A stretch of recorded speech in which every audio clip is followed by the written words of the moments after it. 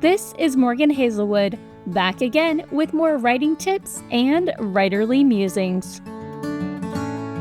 Today, I'm here to talk to you about drafting a manuscript using voice to text. Voice to text has come a long way.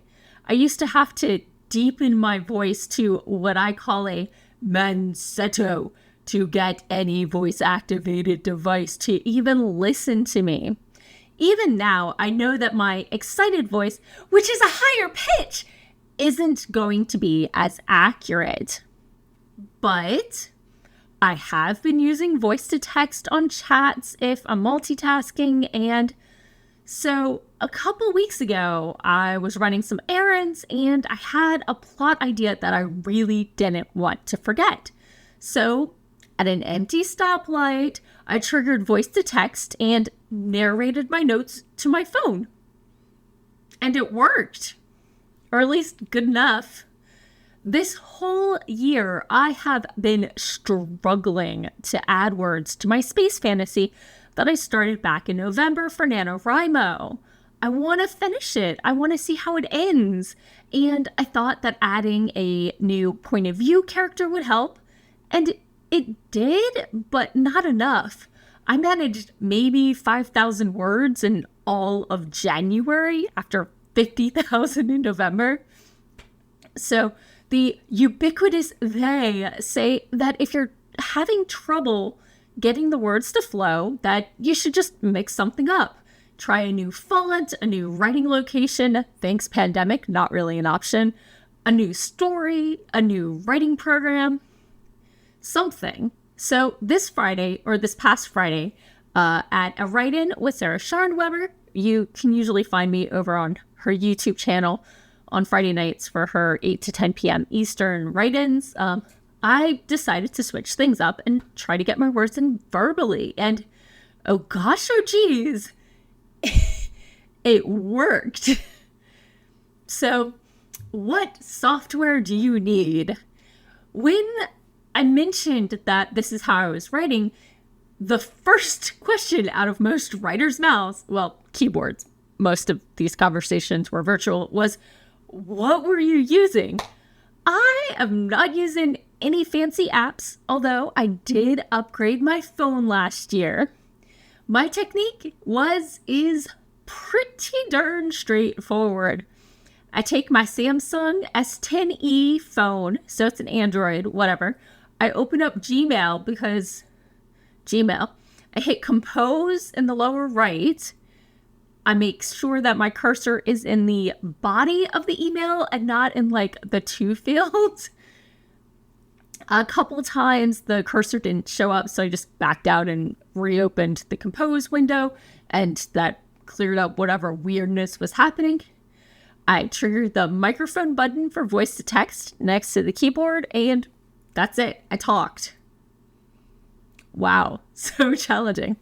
I admit I am a recovering Google fangirl, but about the time they dropped do no evil from their corporate philosophy, I devolved into merely a user.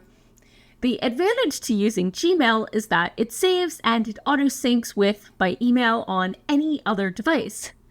While I do write in Google Docs, and if you're on a computer having trouble with large documents, just turn on work offline. Should help with any load issues.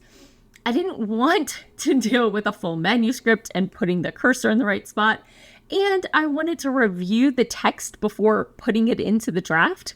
Plus, Gmail's just always loaded on my phone, and I didn't want to waste the time navigating to a new document and the load time and whatever. I just opened a Google Draft because that's where I usually save my story ideas and snippets anyway, in like a Gmail draft folder.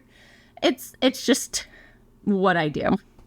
So let me share 5 tips for writing using voice to text that I picked up in a week. Step 1, keep your voice slow and calm. As I mentioned earlier, excited voices, especially if you have a higher pitched voice, often run into trouble with voice-to-text programs. It just is. I know if it's too low, you can also have issues. Speaking slowly and clearly gives the app the best chance to get the most accurate transcription. So that's tip 1. Tip 2, voice your punctuation. Now, I've been using voice-to-text lightly for years. Comma and period have turned into staples that have managed to work their way into the rare occasional voicemail I leave, making me feel like kind of extra silly. But as of this week, I've now mastered saying quote to start and end quotes, as well as new line, which works like the enter key. Shock of shocks. So I don't know what it is for iPhone users. I do recommend single new lining after every paragraph, so when you copy it into your manuscript, which is probably double spaced, this spacing will need the fewest adjustments to be in proper manuscript format. I had been double new lining, learn from my mistakes. So that's tip number 2. Tip number 3, especially for us sci-fi fantasy writers, use placeholder names. This one's pretty obvious. Voice-to-text will likely struggle with fantasy names or names that aren't in the default language, so do what I do and just use easily recognizable names that you can just find and replace in your document. Tip 4, reread every paragraph to make sure it's still recording and isn't too inaccurate. I kind of skimmed over each paragraph, and if it was really bad, I would repeat a sentence so I could remember. A few of the writers that I talked to who had tried voice-to-text in the past and vowed never again shared horror stories of long writing sessions where the recorder stopped like 5 minutes in. I am new to this, and I would like to make sure that future me will know what I meant to say. So by rereading each paragraph, I can make sure that it's as accurate as possible. I can repeat anything that's really botched, and I can make sure that the recording is still functioning. Then again, I started manually adding those double new lines, so maybe I'll proofread less as I get more used to writing by talking. And my final tip 5 is copy each writing session into your main draft as soon as you finish. Voice-to-text is not perfect. It's gonna need some finessing, some cleanup. If you're like me, the cleanup necessary for even a full chapter might seem intimidating and a lot of work. I enjoy doing 15 to 21 minute sprints and then copying the transcription over and cleaning it up right then and there. While I still remembered what any garbled transcription errors meant to say, and while the task was still a matter of minutes rather than hours or days or a lifetime. You know how these things grow. And yeah, so those are my 5 tips, and they seem to be working so far. Now, I've only been trying this for a week now, and I'm pretty sure I'll write by hand plenty as well. But as long as it's working and getting the words out, I'm not gonna knock it. So, have you tried writing with voice-to-text? Did it work out for you? What programs do you use?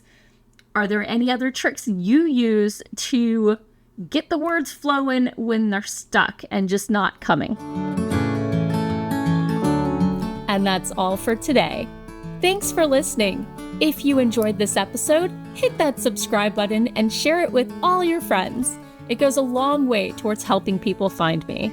And I'll be back again next Monday with more writing tips and writerly musings. Bye-bye.